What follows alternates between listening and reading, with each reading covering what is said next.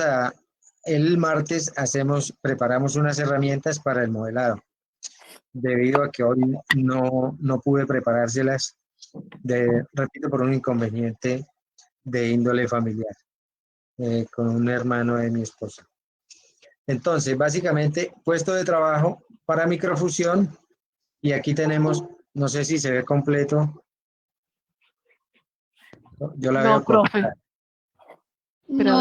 No se ve, ahí sí se ve completa. Perfecto, muchas gracias. Básicamente un puesto de trabajo de microfusión, aquí hay una fotografía, pero en animación, que debe llevar una vulcanizadora, debe haber unos moldes en aluminio, un bisturí, una inyectora, unos moldes y también un lápiz para cera. Ese lápiz para cera lo podemos conseguir ya de fabricación nacional. Fácilmente se puede conseguir. ¿Cómo armamos un árbol? Requerimos un mechero de alcohol o un lápiz eléctrico o un cautín, las piezas, las copias en cera y un tallo central. Se recomienda que ese tallo sea cónico, que en la parte superior sea un poco más delgado. En su momento les doy algunas especificaciones de ese tallo. Antes se utilizaba un tallo totalmente cilíndrico, totalmente paralelo, en todo su diámetro, en todo su perfil. Pero según algunos análisis y unas investigaciones, se ha comprobado que el tallo, cuando va en forma cónica, produce mejor resultado, gasta menos material y hay menor turbulencia en la entrada del metal. Entonces es muy importante que el tallo sea cónico. De hecho, algunas empresas en Italia lo utilizan en aluminio y lo recubren con cera y luego simplemente extraen ese núcleo de aluminio para consumir menos metal. O sea que ese tallo también puede ser hueco, pero con técnica, o sea, técnicamente elaborado para que no haya porosidad, para que no haya ningún problema. Ese tallo puede ser hueco, pero no de una manera no adecuada. Ese hueco ese tallo debe ser hecho técnicamente, con inyección de cera.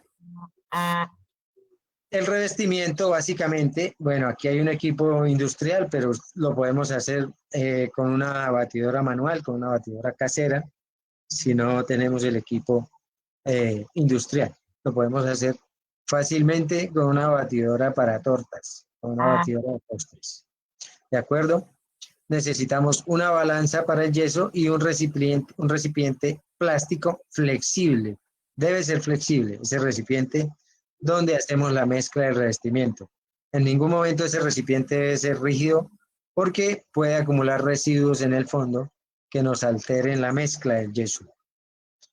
Un horno, aquí está una animación de un horno muy grande, pero hay hornos de diferentes tamaños, hornos pequeños para 4 o 6 cilindros. El cilindro, les aclaro para las personas de otros países, es el cubilete, ¿sí? Perdón, hay un micrófono por ahí, nos colaboran, son tan amables. El cilindro donde se va a recubrir, el que se va a recubrir en yeso y se va a llevar al horno. Profe, disculpe, por favor, antes de continuar, le dices a Patricio que por favor apague la cámara. Ya tú le dijiste. Gracias. Muy bien. Muchísimas gracias. Qué pena con ustedes. Les agradezco. Sí, apaguemos cámaras para que la señal sea mejor, para que la señal no se nos altere. Gracias. Perdón, la señora Rubiela tiene cámara abierta y la señora Adriana Lucía tiene micrófono abierto. Un segundito, ya reviso, por favor. Por favor, para que avancemos, apaguemos, por favor, cámaras y micrófonos. Muy amables. Muchísimas gracias. Muy amables. Listo. Ya en el martes, ya que empezamos a hacer allá, pueden tener micrófonos abiertos para las preguntas en el momento que vamos avanzando. Pero hoy les agradezco que nos colaboren con las cámaras. Gracias.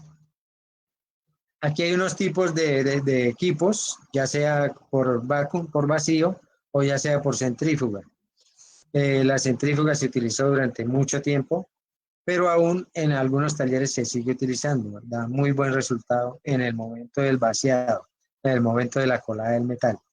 También por vacío, o también hoy hay unos equipos por inducción en vacío también, con atmósfera controlada.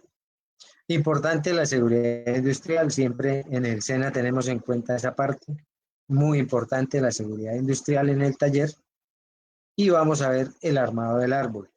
Bueno, aquí esto lo vimos ya en la clase pasada, los tipos de cera. Si hay dudas, con mucho gusto me pueden escribir después de la clase. La idea es que todos estos materiales que utilicemos los conozcamos bien y cuando los vamos a comprar sepamos de qué se trata, en qué presentación viene, cuáles son sus características. Desde luego, cuando ya ustedes adquieren el material, revisen muy bien la ficha técnica. Siempre el fabricante ha gastado un tiempo de trabajo, de investigación, para que la ficha técnica diga las propiedades y las características de esos materiales. A veces nos olvidamos de mirar la ficha técnica y ahí nos trae toda la información para hacer un buen uso de cada material, de tiempo, de temperatura, de almacenamiento y todo lo demás. Así que por favor, siempre que adquieran un elemento, un insumo, un material, revisen muy bien la ficha técnica, porque a veces el error está en nosotros que no leemos la ficha y el fabricante sí nos lo dice, cómo son las características del material. Esto ya lo hablamos, las propiedades de las ceras de inyección. Igual esto va a quedar en el Drive, ya lo creé, el Drive, y todos los que me enviaron correo Gmail pueden acceder a la información. Esto no lo he subido aún, este archivo, pero no se preocupen, mañana les cargo los archivos con el fin de que todos tengan la información. Quien no haya enviado el correo Gmail o Micena, por favor me lo envíe para agregarlo en el Drive. Quienes tienen Hotmail deben o abrir un Gmail o servirse de otro Gmail de alguien, porque el Drive solo funciona con Micena o Gmail. ¿Listo? Inyectora para ceras, bueno, aquí una inyectora de término medio, tamaño medio para un taller de fabricación, para un taller mediano, no es para gran producción. Hoy hay unas inyectoras muy avanzadas, casi que robotizadas y electrónicas, prácticamente automatizadas ya, que lo hacen todo solitas. Esta es una inyectora manual con aplicación, con inyección de aire y con controlador de temperatura. Ya cuando estemos hablando de inyección, cualquier pregunta, con mucho gusto, en la parte de inyección, sobre todo tener en cuenta de no mezclar el material. Si ustedes compran cera para inyección, utilícenla solo para inyección, solo para la inyectora. Nunca mezclar ceras para modelado o cera odontológica con la cera de inyección, porque podemos alterar las propiedades. Y nunca sobrepasarlo de la temperatura que diga la ficha técnica de esa cera. Nunca sobrepasen esa temperatura. En el momento que sobrepasamos la temperatura, empezamos a tener problemas porque ya como que recibe burbujas, la cera se hierve, la cera hace ebullición y se producen burbujas, se producen problemas. Si usted tiene que inyectar mucho tiempo, durante varios días, la recomendación es no apagar la inyectora. En talleres de alta producción, la inyectora permanece prendida a las 24 horas. ¿Para qué? Para que la cera no altere sus propiedades, para que esa cera de inyección permanezca líquida todo el tiempo. Pero tampoco es rentable en un taller pequeño tener la inyectora prendida todos los días, ¿de acuerdo? Pero sí tener en cuenta ese detalle. Las propiedades se alteran cuando estamos cambiando temperatura de la cera, frío o calor. En lo posible, cuando vamos a inyectar, mantengámosla prendida todo el tiempo. Hay unos pequeños soportes que pueden ser en madera, pueden ser en aluminio, para inyectar, para soportar el molde con el fin de que no haya deformación, de que ese molde no se nos vaya a cambiar de forma, a generar alguna dificultad porque el molde es flexible. Entonces, para evitar que se altere la forma de la inyección, de la pieza a inyectar, debemos colocar estos moldes. estos soportes, perdón, para sostener el molde. Aquí hablamos del alistamiento del caucho, en este caso hablamos de talco, pero ya hoy día no es tan usado el talco en los moldes, porque los moldes traen ya un aditivo, una silicona especial, y no requiere aplicarle nada adicional. Es decir, el material que viene ahora para los moldes ya trae una silicona que no permite que la cera se adhiera, hace un aislamiento permanente. Los materiales de hoy no requieren este tipo de aislamientos o este tipo de aditivos, como talcos o siliconas en spray.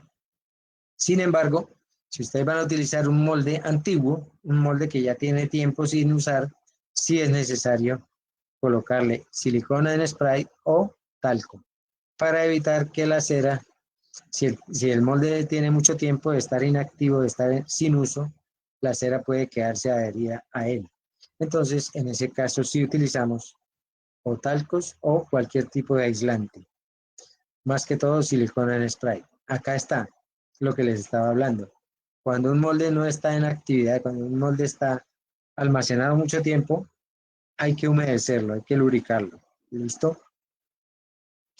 Aquí un tipo de inyectora que es ya con un pequeño robot. Es una inyectora que prácticamente funciona automática. Simplemente se coloca el molde y ella se encarga del resto. Tiene temporizador, tiene vacío, un sistema para hacer vacío, de manera que la inyección sale perfecta. Inyección de cera de manera manual también.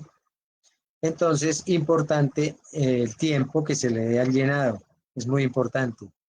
Hay inyectoras pues que ya traen un indicador, un pequeño LED, una pequeña luz color verde y rojo. Cuando el molde ya ha llenado, el testigo, el LED, el pequeño bombillito cambia de color, pasa de rojo a verde.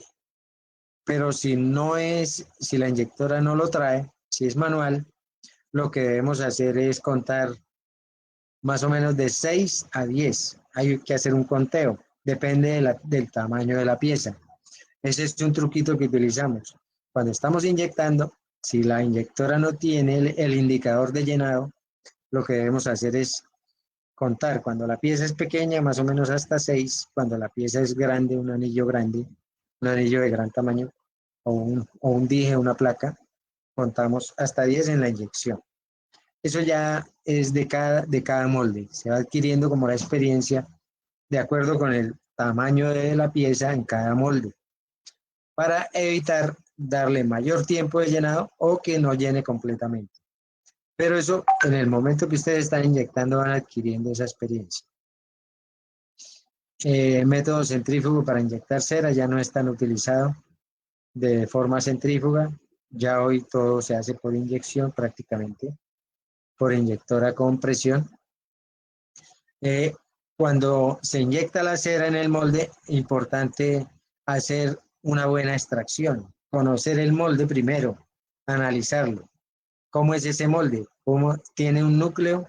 ¿Tiene un lado hacia arriba, un lado más delgado que el otro?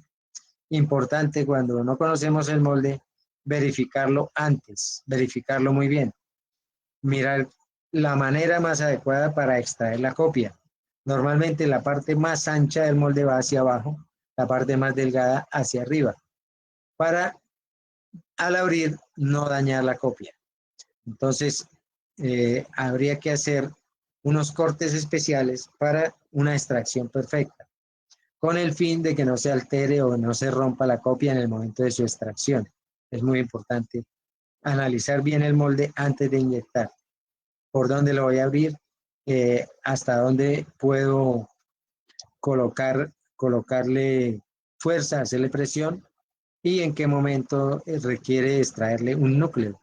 Cuando hay piezas de gran tamaño, pues lo que se hace es que se hace un corte de núcleo interno para extraerlo antes de sacar la copia.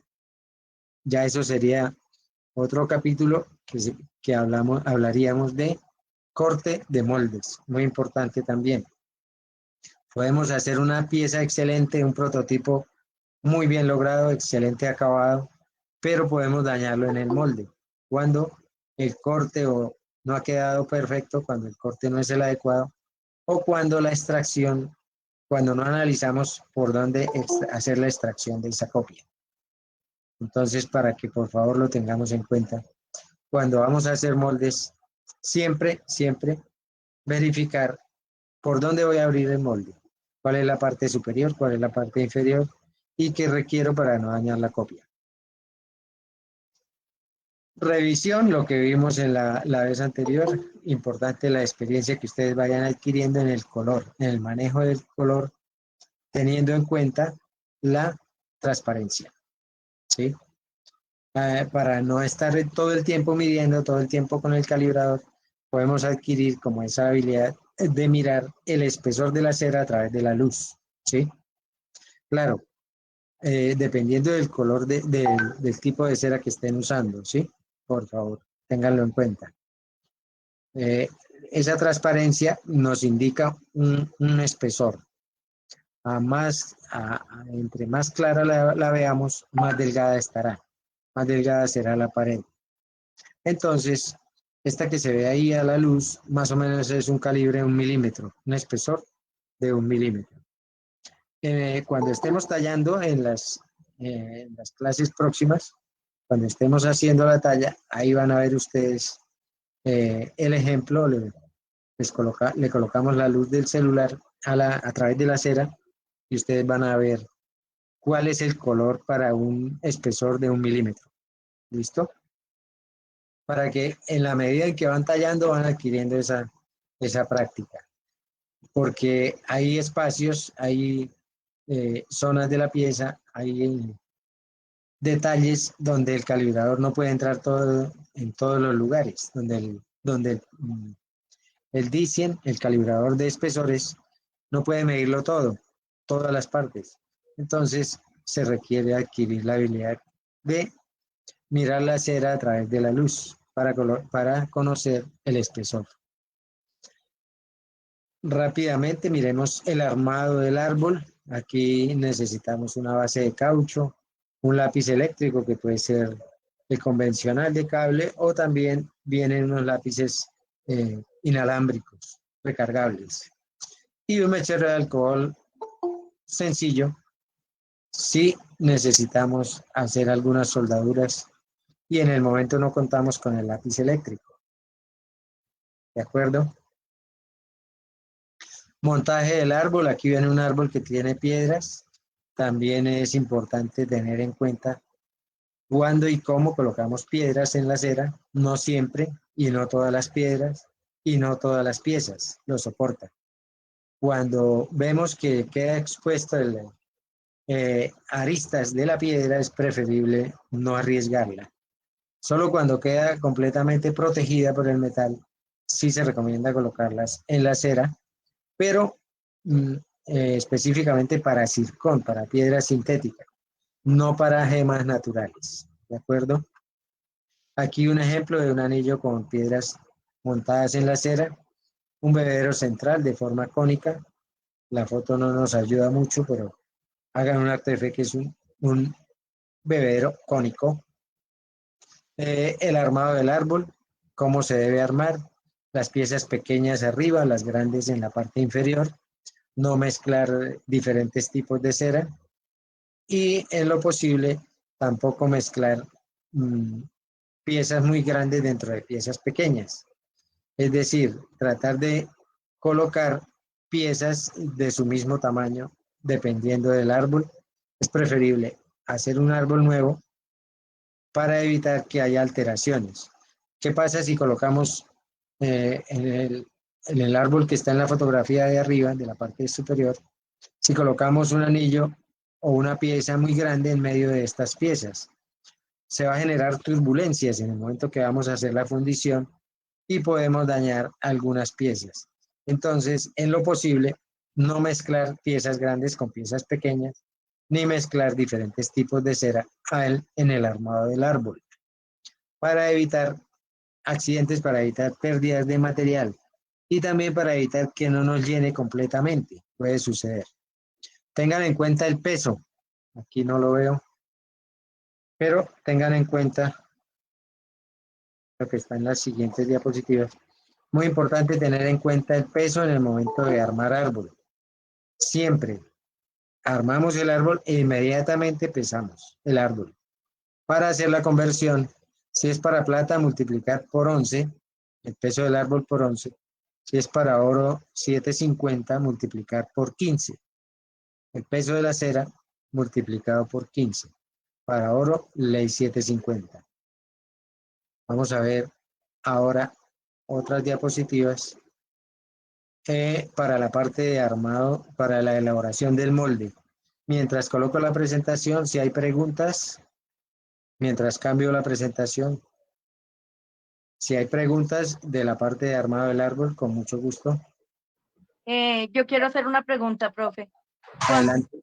Cuando usted dice que el árbol es cónico, ¿es en la forma en que se van colocando las piezas al lado y lado como del pebetero? No, es el tallo central. Ah, ya. El tallo central debe ser cónico No, para evitar turbulencias y para disminuir el gasto del material. Para optimizar el uso del material debe ser cónico. ¿Usted no tiene una imagen de ese árbol cónico? Yo no lo he visto o no sé. Un segundito, creo que en esta otra presentación está. Me parece que Listo, profe. Gracias. creo que está. Profe, una pregunta. Adelante. Cuando usted dice que está hablando del oro, que multipliquemos por 15, que es de oro 750 de ley, comercialmente, ¿cómo se conoce ese oro? O sea, comercialmente cuando uno lo va a ofrecer, a uno no le entienden que es de ley 750, a uno le preguntan si es de 14, de 18, de 24. Ajá. Sí, para nuestro país se habla de quilates, 18 quilates. Ah, o sea, la ley 750 es 18 quilates. Así es. Okay. En la ley internacional, tú no vas a encontrar en Italia una pieza contramarcada con 18 quilates, sino 750. ¿Listo? Ah, 750, listo, ok. Es el equivalente. Es decir, que tiene 750 partes de oro puro contra 250 partes de aleación. En el caso del oro amarillo, plata y cobre. ¿Listo? Ok. Pero la ley internacional del oro se da en milésimas, no en quilates. La ley universal. Para Latinoamérica se habla de quilates. Adelante. Disculpe, profe, tenía una pregunta. Disculpe, Adelante. lo que es la continuación de la pregunta anterior. ¿Quién estipula esas leyes? ¿De dónde vienen? ¿La del oro, la de la plata? Si cada país, si viene de Italia, porque lo acabaste de decir, si cada país tiene su propia denominación, si viene del África, donde se encontró el oro. ¿Cómo se estipula algo así? ¿Quién manda todas las leyes del oro gubernamentales? O sea, ¿quién las estipula? Por favor. Aquí nos da para un capítulo aparte. Rápidamente le contesto porque como el tiempo de hoy lo tengo muy corto. Rápidamente. Cada país tiene su propia regulación. Italia, España tienen su asociación que se regula a sí misma. Pero hay unas leyes internacionales, hay unas normas internacionales. Para Colombia, lo que se hizo fue hace más o menos en el 2007, se hizo un compendio de normas internacionales y se homologaron a nivel país por el ICONTEC. Tú puedes encontrar en el ICONTEC para el país hay en este momento vigentes 4 normas a nivel Colombia, directamente del ICONTEC, vigentes, totalmente vigentes. Pero cada país tiene su propia regulación, sus propias leyes, sus propias normas. Y las normas, hay unos comités técnicos en cada país que acogen normas internacionales y las adaptan a cada país. En el caso de Colombia lo hizo el Centro de Desarrollo Productivo de Joyería, hicimos ese trabajo para 20 normas técnicas del ICONTEC, directamente avaladas por el ICONTEC. Entonces, así como hay el ICONTEC en Colombia, hay instituciones del mismo tipo que normalizan en todos los países. Eso sería otro capítulo aparte, ¿listo? Pero rápidamente le contesto que sí, el ICONTEC en Colombia lo regula, pero en España, por ejemplo, está la Asociación de Joyeros y Plateros, ellos hacen toda la regulación. Ya luego nos contarán en otros países cómo funciona. En Colombia es el ICONTEC. ¿Había otra pregunta pendiente, por favor? Profesor, buenas tardes. Quería preguntarle, cuando estamos calculando el peso del árbol para multiplicarlo, ¿incluye la base de caucho o no la incluye? No la incluye. Ajá, Debemos gracias. pesar antes de colocarla en la base. Muy bien, gracias. Un truquito que uno utiliza es que siempre pesa esa base y le coloca una cintica, le coloca un código, un registro, una marca a esa base. Porque ¿qué puede pasar o qué nos pasa? Se nos olvida de pronto pesar el árbol. Entonces, lo que hacemos es pesar cada una de las basecitas de caucho donde va el árbol. Si ya le tenemos registrado el peso, es mucho más fácil restarlo. ¿Sí? Si en caso de que se nos haya olvidado pesar el árbol solo, podemos hacer eso. Siempre registrar el peso de todas las bases de caucho que tenemos en el taller, todas las bases donde vamos a colocar, armar los respectivos árboles. Profe, buenas tardes. Buenas tardes, adelante. Gracias, profe. Buenas tardes para usted y todos los compañeros. Profe, una preguntita respecto al árbol. Cuando uno está organizando el árbol, si yo, por ejemplo, organizo medallitas, ¿qué posición deben llevar al organizar el árbol? La parte que tenga más detalle hacia afuera. La parte de detalle hacia afuera. La parte de menos detalles, la parte que no tiene tanta exigencia en detalle hacia adentro. Y la posición, o sea, intercaladas o todas en espiral. En espiral. En el árbol en espiral, que vaya girando las piezas en espiral. Ah, listo. Gracias, profe, muy amable. Yo le debo una explicación de árbol, no se preocupe, de la vez pasada. Gracias, profe, no se preocupe. Está Cuando pendiente. pueda me dice, sí, señor. Claro, podemos hacer el sábado siguiente, hacer una explicación de armado de árbol en el momento que ya vamos a hacer el señor Luis Carlos, me permite, yo tengo unos grandes vacíos en cuanto a la vulcanizada y el corte de caucho en casos complejos. ¿Usted no nos podría colaborar en ese aspecto? Aquí estoy tomando nota para que hagamos una, aparte del tema del curso como tal, lo podemos hacer. Recuérdeme su nombre. Oscar Martínez, para servirle, señor. Muchas gracias, Oscar. Aquí tomo nota y un sábado o el día de refuerzo hacemos eso. Con muchísimo gusto. Listo. Profe. Adelante. ¿Qué más? Una preguntita capciosa. Habla con Alex Carvajal. ¿Cómo le va? Bueno, si el árbol lo armamos con impresión 3D, ¿realmente por cuánto se multiplica? Hay diferentes tipos de resina. Normalmente, esa resina está más o menos en 1.5 de densidad. Hay resina amarilla, resina morada, entonces ya depende del tipo de resina. La recomendación, si la resina no le conocemos el peso específico, la podemos comparar con una cera, ¿sí? El peso específico de la cera es 1, lo podemos comparar en una balanza, en una gramera, una pieza de cera con respecto a la pieza de resina. ¿Listo? Pero la densidad es un poquitico mayor a la cera. Y como le digo, ahí depende del color de la resina que se esté usando. ¿Listo, Alex? Bueno, digamos que sí. No, o sea, me refiero a que la densidad cambia dependiendo del tipo de resina, ¿sí? Yo también me siento igual. Es decir... Profe, yo le hago una pregunta con respecto a lo que Alex le dice.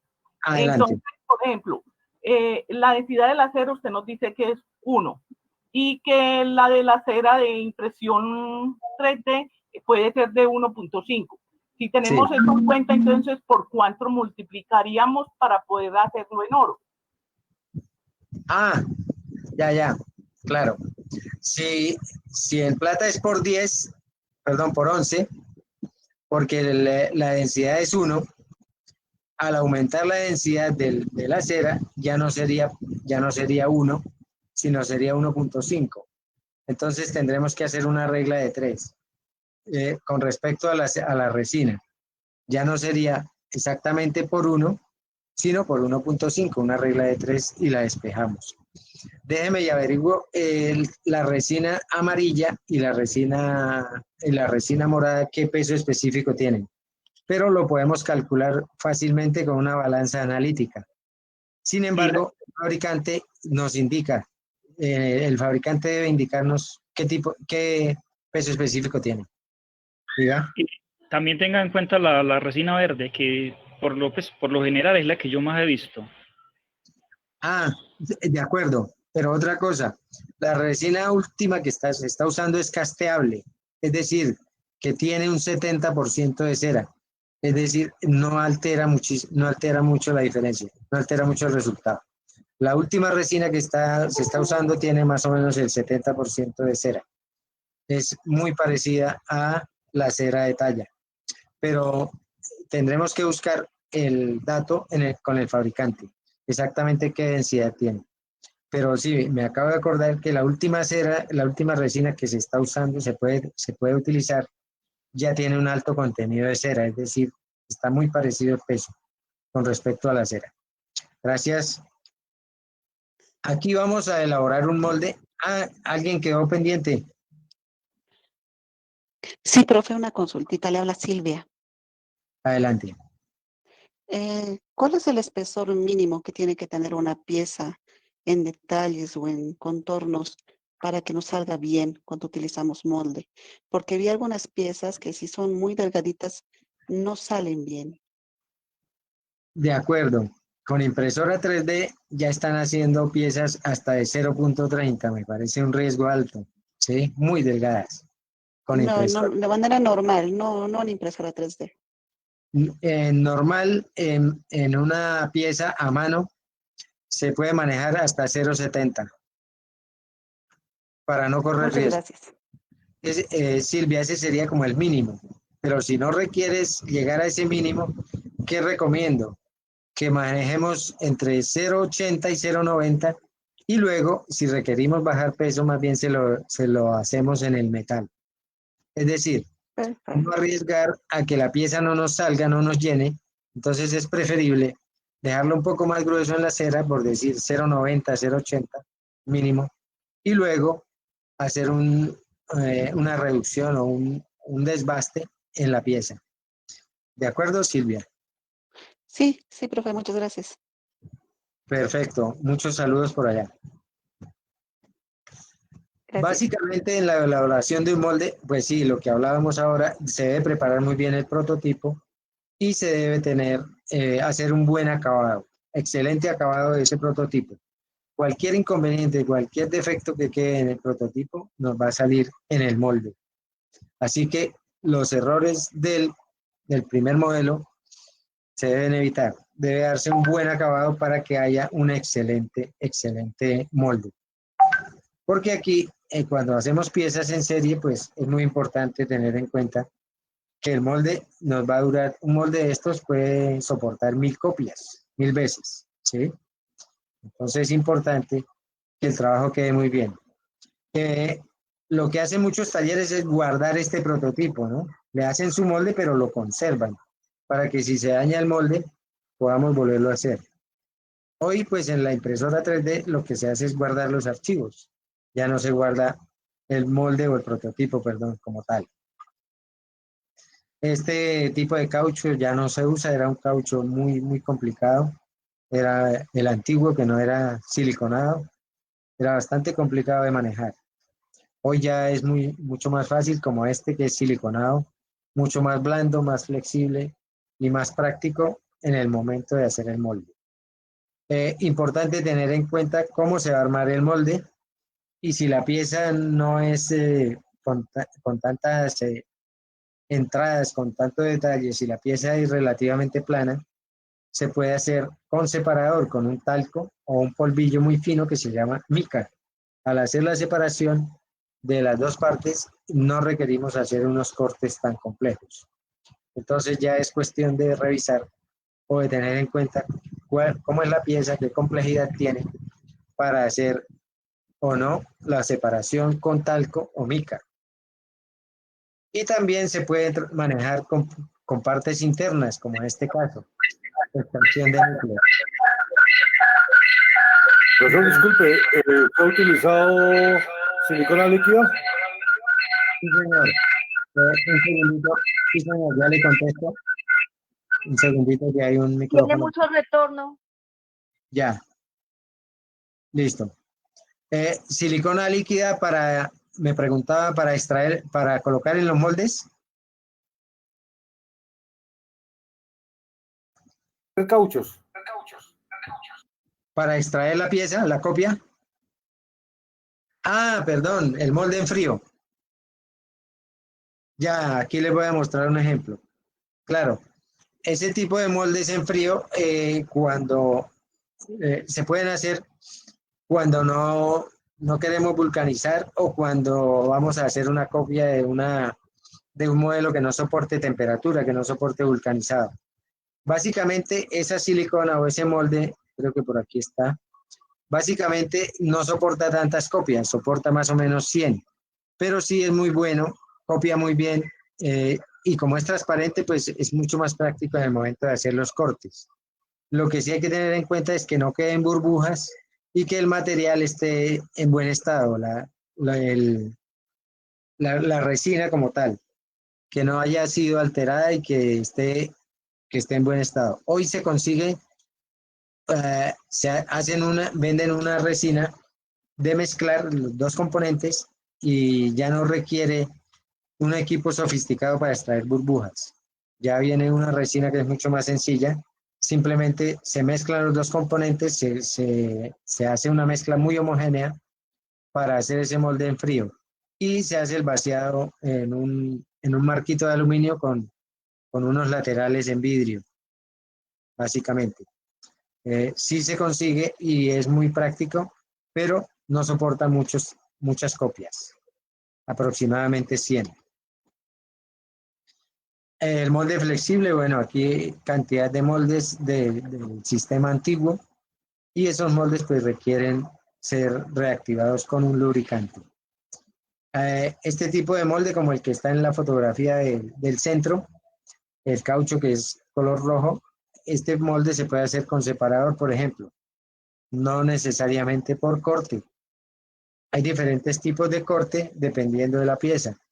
Zigzag, le colocamos estos nombres así como aleatorios, en ondas, con guías o en bisagra.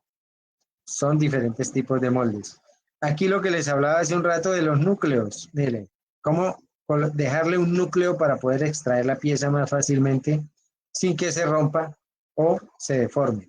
Entonces, es otra manera de hacer los moldes y permitir que haya un núcleo interno, como en este caso, para que permita la extracción fácilmente y la pieza no se altere ni se rompa. También hay un tipo de moldes, de núcleos metálicos que se pueden hacer. Para quien me preguntaba sobre la silicona líquida, aquí este es un molde de esos. Este es un molde hecho en frío, con un núcleo en metal, para ahorrar material y para facilitar la extracción. Este es un molde hecho de silicona líquida. ¿Listo? Y unos truquitos de colocar núcleo de otro material, especialmente para facilitar la extracción. Conformación del árbol.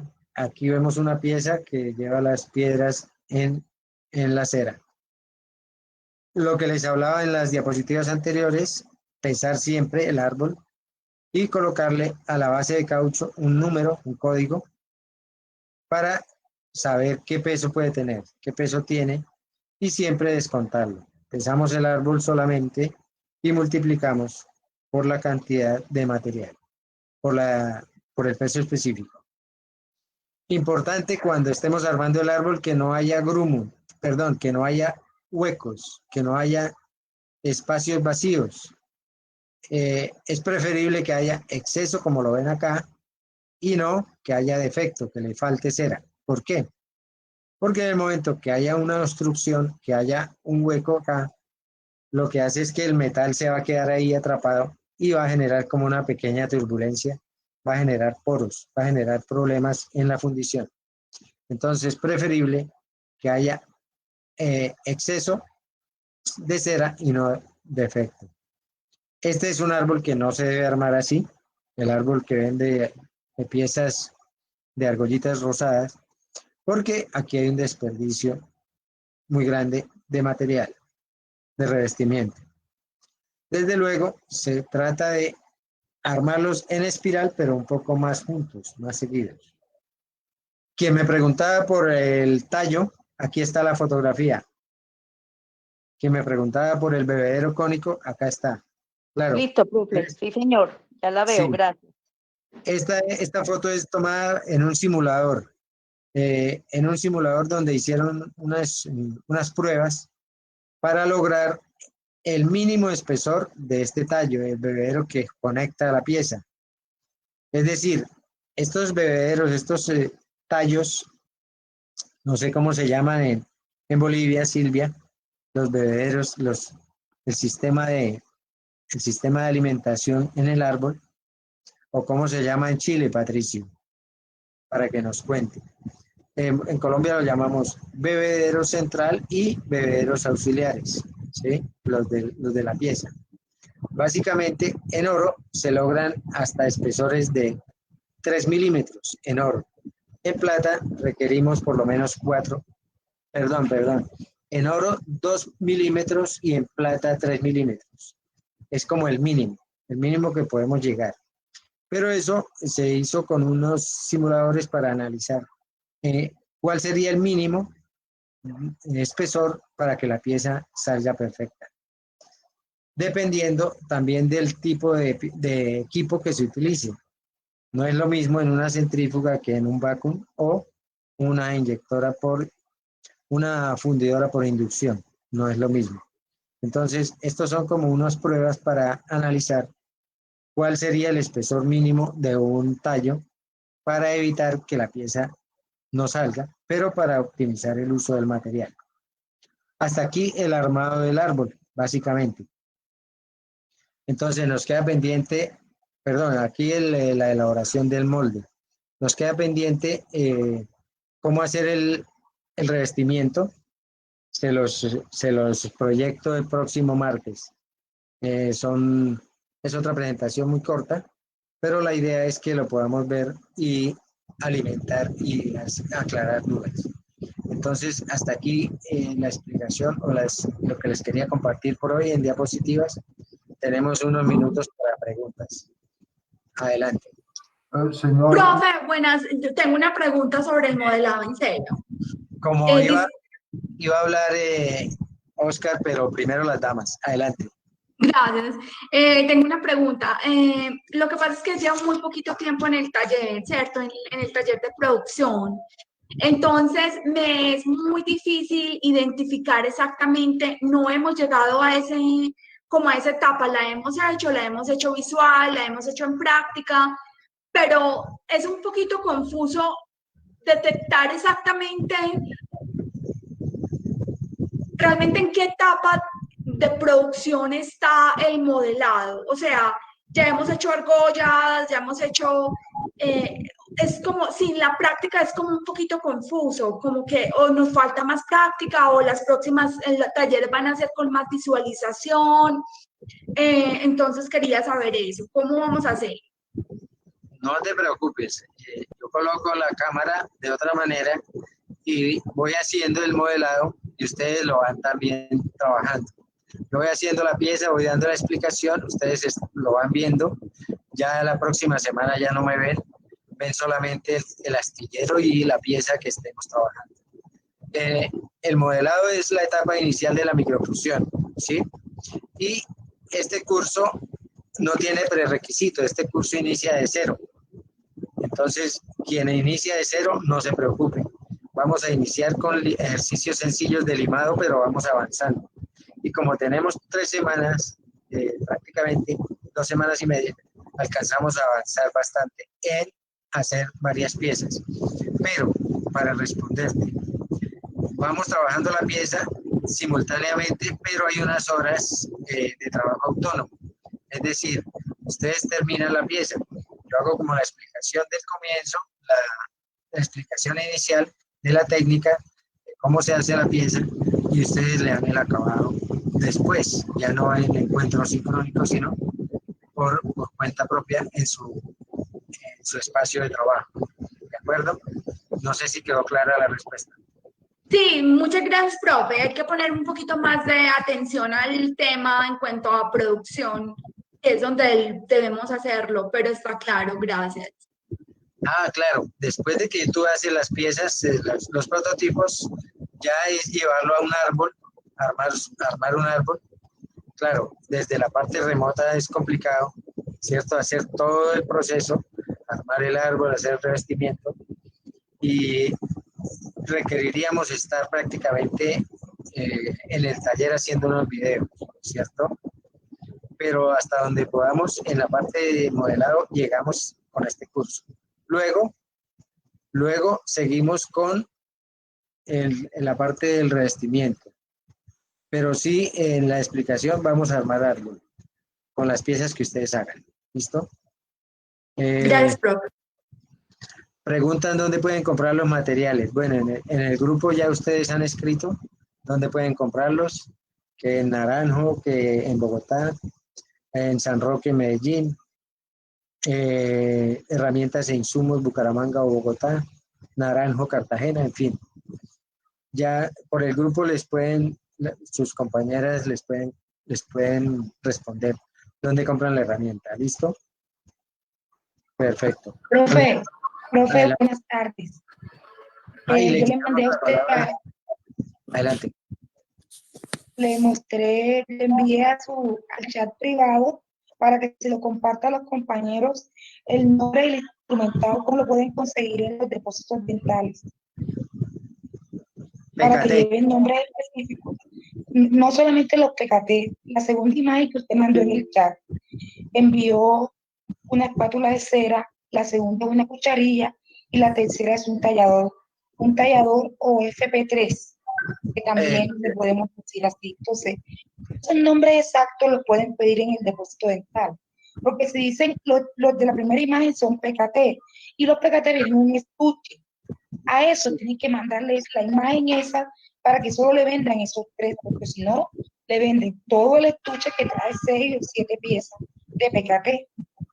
Ah, perfecto, Luz Helena, qué bueno. Con la especialización de odontología, con la claridad de una odontóloga. Perfecto. Y perdón, profe, la taza para yeso, que usted dijo que fuera algo flexible, se llama taza de caucho. Eso es súper barato y también la pueden pedir en el depósito dental. Una taza de caucho. Esa es la cera rosada. Eso es la tacita de mezclar. Le hablo de la taza para mezclar el yeso.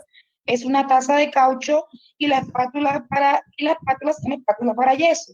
Eso es súper económico y lo pueden conseguir en los depósitos dentales también. Pero esa todavía no la compren, que no vamos a hacer revestimiento todavía. Porque necesitaríamos comprar el recipiente y también el yeso. Gracias. Listo. Patricio nos dice que esperó toda su vida este curso. Qué bien, Patricio, nos alegra. Si pudo solucionarlo el micrófono, nos gustaría escuchar su saludo. El señor Luis Carlos, me disculpa. Yo me tomo un atrevimiento de parte de todos los joyeros y artesanos para que usted nos colabore de una forma elocuente sobre engaste, recubrimiento superficial, casting, empleo, vitrofusión. Aprender a manejar tantos términos que ustedes conocen. ¿Será posible, señor Luis Carlos? Señor Oscar, hay dos opciones, ¿cierto? Parece ser que esta situación de formación remota continúa, parece ser. Si esto continúa, nos daría tiempo, septiembre, octubre, noviembre, en el próximo trimestre, hacer esa parte. ¿Listo? Si no nos da tiempo, hay una idea por ahí, pero es que no se las quiero adelantar todavía. Hay una idea, ya lo estamos analizando para eso, para solucionar esas situaciones o esas técnicas puntuales, dar la explicación. Entonces, así como un médico tiene un consultorio en línea, consultorio online, algo así, pero todavía no me adelanto. Estamos analizando cómo lo iríamos a hacer. Me parece excelente su sugerencia y sí es una necesidad porque yo tengo en algunos grupos en Facebook donde estoy, efectivamente, surgen preguntas como esa y uno en un mensaje de texto es imposible dar la explicación de cómo montar unas piedras en la acera. Pero sí, sí lo estamos pensando y es una necesidad. Tener la respuesta inmediata, como que haya un consultorio abierto permanente, ¿listo? Pero si podemos seguir en formación remota este trimestre, podríamos hacer un curso de engaste. No es fácil, el de engaste lo veo difícil, pero se puede, lo intentamos. Violeta nos pregunta dónde se consigue el DCIM. En los almacenes de herramientas, ¿sí?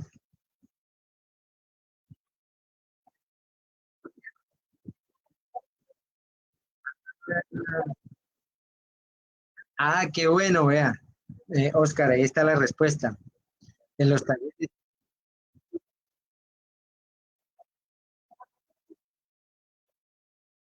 Excelente, claro.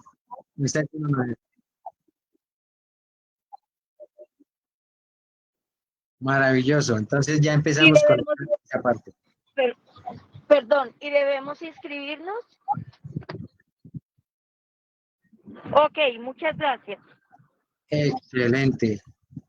Vea, ya empezamos a encontrar soluciones a esta situación. Entonces, Casting in Place requiere por lo menos 40 horas, ¿sí? Porque hay que tallar la pieza adecuadamente. Engaste mínimo también 40, pero podemos empezar con los talleres que nos regala Corpo Jova y luego profundizamos con mucho gusto. El D100 para los que están en otro lugar, D100 es este calibrador, ¿sí? De pronto, para que nos familiaricemos. Calibrador de espesores, calibrador compás o D100. ¿Listo? Bueno, ¿alguna otra inquietud? No, señor, muchas gracias. Perfecto. Hoy sí voy a... Adelante. Quería preguntarle una cosita. ¿Hasta dónde exactamente hacemos nosotros este curso? ¿Nos van a enseñar a hacer algún molde de silicona o algo? ¿O eso todavía no? Este curso es modelado. Es solamente hacer las piezas en cera. Ya el de molde sería otro curso. ¿Sí? Okay. El de hacer moldes es otro curso. Y en este curso vamos a llegar hasta el modelado de piezas en miniatura, escultura en miniatura, sería el final, la pieza final. Es decir, que vamos a hacer unas piezas básicas, luego dos anillos, dos piezas un poquito más complejas y finalmente modelado, escultura en miniatura, ya teniendo en cuenta que hicimos un ejercicio anterior y quienes quieran avanzar un poco más, como vamos a tener en este curso más tiempo con la propuesta de los sábados, entonces vamos a alcanzar a terminar una mini escultura. Ya luego, gracias profesor Julio, muy gentil, ya luego miraremos si podemos programar el de fabricación de moldes o hacemos una clase específica solo para moldes. Desde luego, en 2 horas es imposible. Requerimos un poco más de tiempo para fabricar moldes, la explicación completa. En Cali fue 1 mes con unos empresarios y el curso está para 40 horas. 40 horas equivalen más o menos a 20 días. de trabajo intenso. ¿Listo? Ay, gracias, profe, eso es lo que queríamos. Con muchísimo gusto. Como dijo alguien, como dijo Pamela de la Fuente, pensé que era en línea, pero sí se puede. Entonces, hasta donde podamos lo hacemos. ¿Listo? Los dejo, que debo ir a acompañar a mi familia a una velación de un ser querido. Muchísimas gracias. Feliz tarde para todos. Profe, muchas gracias. Muchas gracias, por la profe. clase. Chao, profe. Gracias. Hasta luego, profe. Feliz tarde. Gracias, buena tarde. Les recuerdo a todos. Gracias. Les recuerdo a todos que el día viernes continuamos con la clase de gemología a las 12 del día y el día sábado tenemos la charla con Mario Reina a las 4 de la tarde y a las 6 de la tarde empezamos el taller de compartir. Los esperamos.